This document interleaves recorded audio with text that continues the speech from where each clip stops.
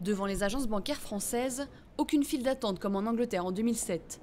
Le risque de faillite paraît bien éloigné, pourtant les banques françaises sont aussi exposées.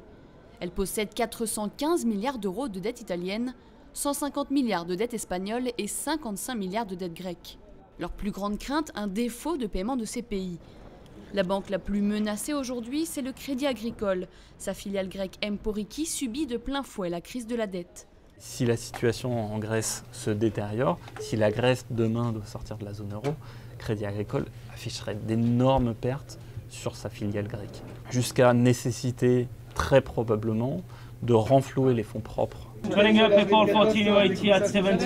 Pourtant, les banques françaises font plutôt figure d'exception dans le paysage bancaire européen. Même s'il a été divisé par deux, leur profit annuel avoisine les 8 milliards d'euros.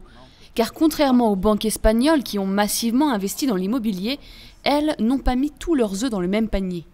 La force des banques françaises, c'est pas que les banquiers français sont plus intelligents, c'est qu'ils ont un modèle de banque diversifié et donc relativement résistant. Quand il y a un métier qui ne marche pas, comme les activités de marché, il y en a un autre qui marche, comme la banque commerciale traditionnelle. Les banques françaises ont-elles vraiment les reins assez solides pour surmonter la crise de la zone euro?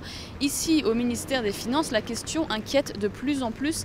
Il y a quelques jours, les dirigeants des banques françaises ont adressé une lettre à François Hollande. Ils souhaitent le rencontrer au plus vite, une façon d'admettre qu'un jour, ils auront besoin de l'aide de l'État.